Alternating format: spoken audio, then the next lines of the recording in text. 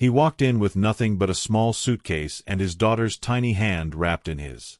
She was no older than 7, dressed in a faded pink hoodie and sneakers with one untied lace. Her hair was neatly braided, her eyes curious and tired.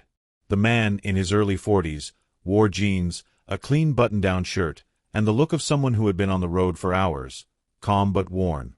The receptionist barely looked up. But when she did, and saw their skin, her smile faltered. What happened next would flip the entire hotel upside down. It was a quiet afternoon at the Grand Crest Hotel. The lobby smelled faintly of lemon polish and fresh flowers, sunlight streaming in through tall glass doors. A few guests sat sipping coffee, typing away on laptops, lost in the quiet hum of wealth and comfort. As the man and his daughter stepped to the front desk, the receptionist glanced at them, then at the guest book. Her smile was automatic, but her tone wasn't warm. "Can I help you?" she asked, eyes flicking to the little girl's scuffed sneakers. "Yes," the man replied gently. "We'd like to book a room for the night." She hesitated, eyeing the suitcase, the lack of designer anything, the exhaustion written in their posture.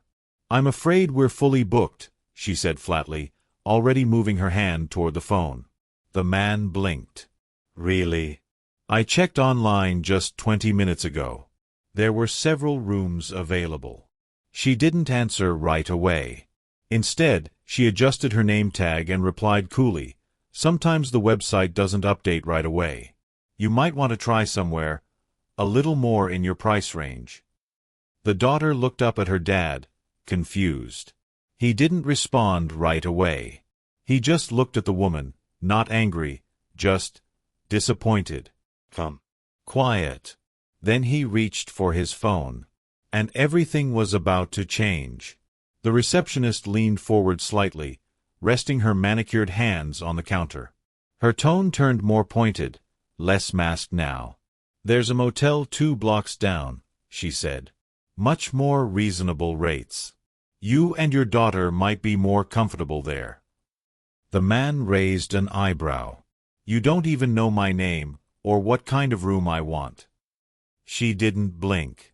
"Sir, I'm trying to help you. This hotel caters to a different kind of clientele." A silence stretched. It wasn't loud, but it was heavy. Around the lobby, a few heads lifted. Some turned away quickly, pretending not to notice.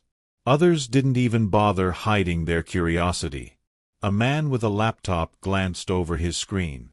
An older couple paused their conversation, watching with furrowed brows. A young woman across the room looked visibly uncomfortable. The little girl tugged gently at her father's sleeve. "Daddy, why is she talking like that?"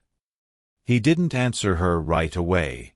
Instead, he looked at the receptionist, holding her gaze. "I'd like to speak with your manager," he said calmly. "I'm afraid he's not available," she said, a little too quickly. "And even if he were, there's nothing he can do. We don't have any rooms." Her tone was firm now. Final. The father took a slow breath, eyes drifting briefly to his daughter. He crouched beside her for a second, brushing her braid back from her forehead. "It's okay, sweetheart," he whispered. "Just a little mix-up." But it wasn't, and he knew it. He stood up again, straightening his shoulders. "You're sure the manager's not here?" "Very sure," she snapped. "Now please, sir, if you're not a guest, I'll have to ask you to leave the lobby." Still, he didn't raise his voice. Didn't argue. He just took out his phone. "Come." Measured. "All right then," he said, dialing a number. "Let's see if we can find someone who is available." The receptionist rolled her eyes, already moving to tend to a new couple walking in. She didn't know what was coming. Neither did the people watching. But in less than 5 minutes, her world, and the hotel's, was about to shift. The man tapped a few buttons on his phone and brought it to his ear. His tone remained steady, almost casual. "Hey, Mark. Yeah, it's me. I'm at the front desk." The receptionist raised an eyebrow, arms crossed, unimpressed. She leaned against the counter like she had just won something. But then, just 2 minutes later, the elevator at the end of the lobby dinged open. Out stepped a sharply dressed man in a tailored navy suit. His gait was brisk, posture straight, and he walked with purpose, scanning the lobby until his eyes landed on the man and his daughter. "Mr. Carter," he called out, walking over quickly with a warm, apologetic smile. "We weren't expecting you until tomorrow." The receptionist's head snapped up. "Sir?" she stammered, confused. "You know him." The regional director turned to her slowly, confusion flickering in his eyes. "Know him? This is Mr. Elijah Carter. He owns this hotel, and 5 others in this region." The air left the room like a balloon popped. Silence dropped heavy across the lobby. The receptionist went pale. Her mouth opened, then closed again. She looked from Elijah to the director, then back to the little girl, who clutched her father's hand tightly, sensing the shift even if she didn't understand it. Elijah didn't gloat. He didn't even smirk. He simply nodded and said, "I stopped by early to check on things. Didn't expect to be turned away at my own front desk." The director's smile faded. He turned to the receptionist, his voice sharp now. "Can I see you in my office now?" She nodded numbly, trying not to look at anyone, especially not at Elijah. As she walked away, Elijah knelt beside his daughter again, brushing the hair from her eyes. "See," he whispered. "Always stay kind. Let the truth do the talking." The girl smiled. And across the lobby, guests who had watched it all unfold began to clap, quietly, respectfully. Elijah Carter didn't walk in to prove anything. But he had just reminded everyone in that room, respect isn't worn. It's earned, and should always be given. In the manager's office, Elijah sat quietly in a leather chair while his daughter rested beside him, swinging her legs and nibbling on a granola bar from his bag. The regional director sat across from them, visibly tense, his fingers laced together. "I'm really sorry about what happened, Mr. Carter," he said carefully. "I had no idea." Elijah held up a hand, not harshly, but firmly. "It's not about you knowing. It's about what your staff assumes about people who look like me. About her." He glanced at his daughter, who looked up with wide eyes. The director nodded. "I understand. I've already pulled the front desk security footage, and several guests have come forward. They all confirmed what I feared." As if on cue, the receptionist knocked and stepped in. Her face was drained of color, her voice suddenly soft. "Mr. Carter, I didn't mean to offend you. I really didn't know.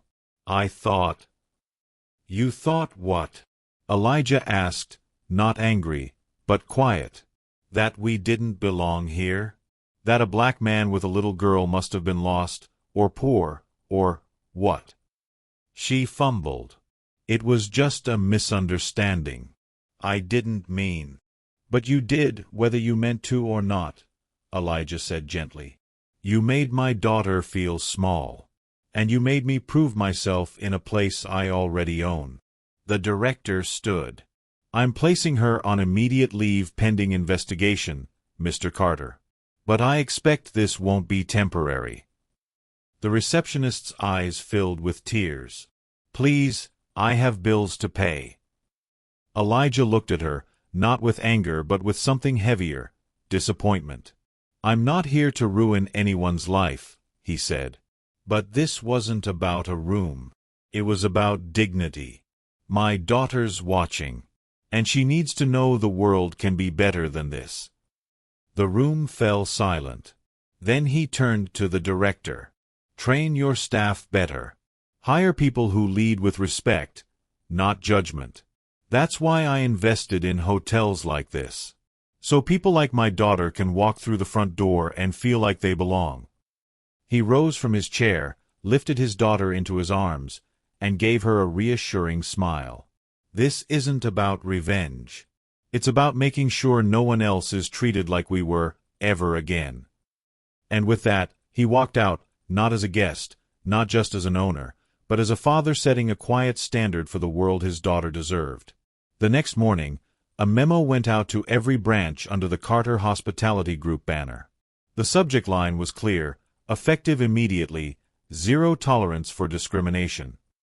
Attached was a directive for mandatory empathy and anti-bias training, to be completed by all employees, top to bottom, within 30 days.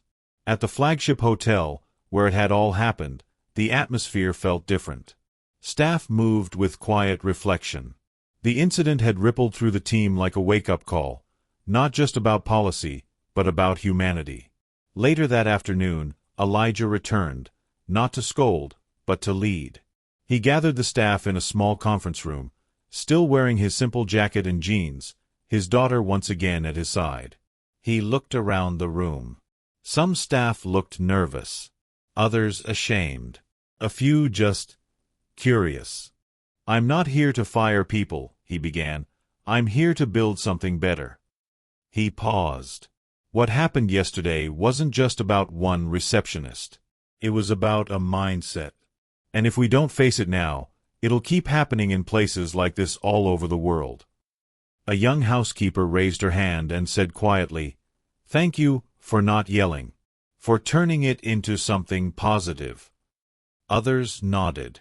A few whispered, "Thank you," as well. Elijah smiled and replied, "Anger fades. Change doesn't, if we do the work." As the meeting ended, his daughter tugged on his sleeve. "Daddy," she whispered, loud enough for others to hear. "This is your hotel?" He crouched down, pulled her into a hug, and whispered back with a smile, "Ours." Around them, the staff watched. Not just a hotel owner. Not just a guest. But a father rewriting the rules, not with power, but with grace. And in that moment, a new standard was set. One not built on appearances, but on respect. As Elijah and his daughter walked hand in hand through the lobby one last time, there were no cameras, no applause, just quiet acknowledgement from those who now saw him in a different light. Not because he owned the building, but because of the way he carried himself inside it. He could have made a scene. He could have demanded firings, made headlines, shamed people publicly. But he didn't. He chose grace over ego, impact over impulse. In a moment when many would have shouted, he taught with silence, and changed more because of it. Power, he reminded everyone, isn't in the title on a business card. It's in how you treat the person in front of you, especially when no one's watching. He left the hotel not just as a businessman or a father, but as an example. A living reminder that respect is a choice, and so is dignity. And as his daughter skipped beside him, proud and smiling, you couldn't help but feel the weight of his quiet message. Never underestimate someone's story. And always, always, lead with respect.